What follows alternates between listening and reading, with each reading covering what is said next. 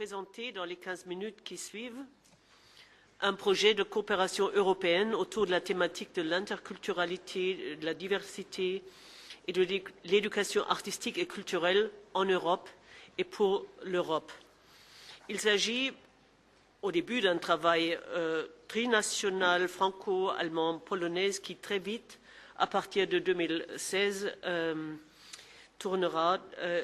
aura sa dimension multinationale dans un cadre européen.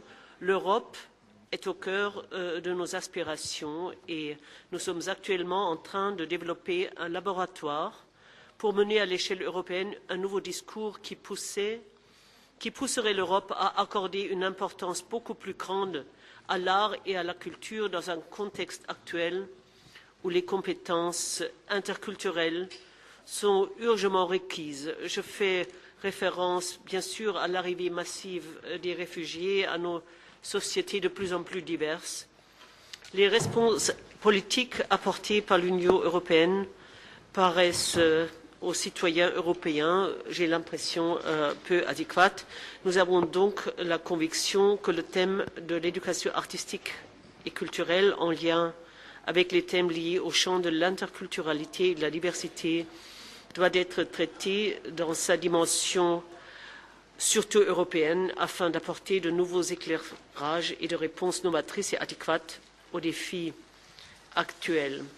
La Fondation Genshagen que je représente est une fondation et un lieu de réflexion et de dialogue en Europe et sur l'Europe, sur ses défis actuels et futurs, ses conflits et ses perspectives.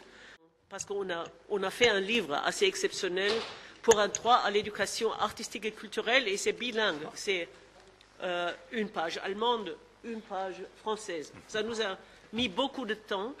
C'était très compliqué, mais ça nous permet aujourd'hui de partir vraiment, de nous sentir prêts aussi pour l'Europe.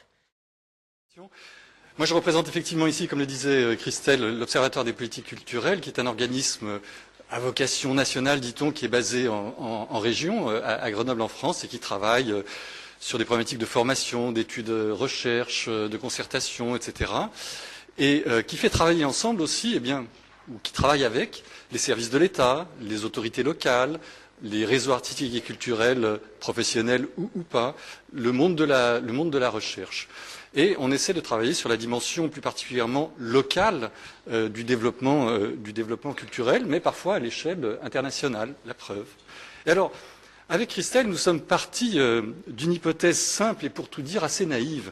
C'est que nous pensons que les jeunes n'ont pas seulement besoin d'une éducation formelle, académique, didactique, mais qu'ils ont aussi besoin d'une éducation non formelle qui participe à la formation de leur sensibilité, de leur personnalité, et j'allais presque ajouter de leur humanité. Et quoi de plus transculturel que cette notion d'humanité?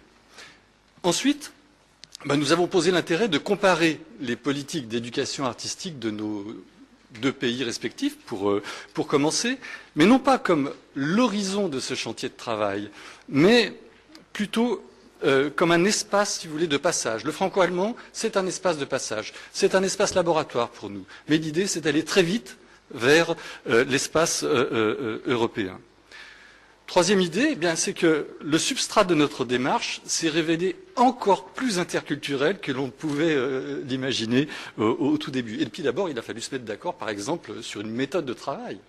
Vous voyez, on n'a pas discuté de la forme de la table, mais on a quand même discuté de la méthode, et c'est pas qu'une question pratique, mais c'est vraiment une question tout à fait interculturelle. On a voulu situer ces politiques d'éducation artistique dans leur contexte politico-institutionnel. Et là, on s'est aperçu que nous utilisions de part et d'autre des concepts qui ne se traduisaient pas forcément. Dans un pays fédéral, les notions de décentralisation ou de déconcentration n'ont pas beaucoup de sens. Donc vous voyez, parfois les interprètes même nous disaient, mais ces mots-là, territorialisation par exemple qu'on utilise en français, comment on va le traduire dans notre langue? Vocabulaire encore.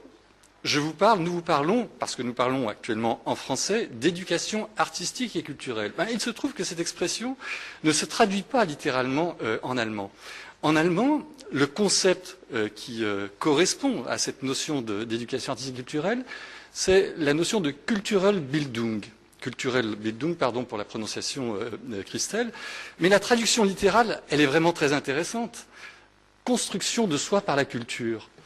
Et nous autres Français, quand on a enfin compris ce que voulait dire Cultural Bildung, on s'est dit, bon Dieu, mais c'est bien sûr, c'est ce sens-là qu'il faut donner à la notion d'éducation artistique et culturelle.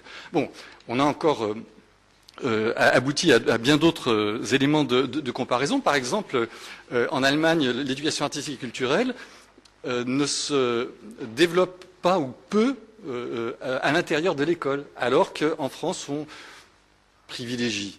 En tout cas, on essaie de faire en sorte que ça se développe aussi à partir du cadre scolaire. Et vous voyez, ces éléments-là nous ont permis d'avancer dans une compréhension mutuelle. Et puis, au fur et à mesure, on s'est dit, mais c'est quoi l'objectif? Parce que vers quoi on veut aller? Eh bien, on veut aller vers, au fond, ce qui a donné le titre à cet ouvrage, vers un droit à l'éducation artistique et culturelle en tant que droit culturel. Et là, on est exactement dans la philosophie de la Convention de l'UNESCO. Droit culturel pour chaque enfant, alors pour chaque Européen, parlons à partir d'échelles, je dirais, soutenables, droit culturel pour chaque enfant, chaque jeune de ce territoire continental. Et alors, quelle forme ce projet va-t-il prendre? D'abord, Christelle, il a vocation à dépasser le cadre franco-allemand. Bah oui. Tu veux l'expliquer en un mot? Mais le cadre franco-allemand, de toute façon, ne suffit plus. On est bien au-delà.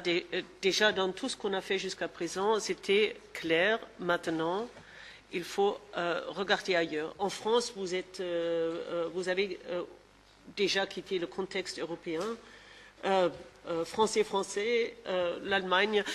Genshagen travaille traditionnellement, on est une fondation franco-allemande polonaise, donc la France a toujours ce rôle de moteur avec la Pologne, mais je veux dire, justement, ce moteur est là pour qu'on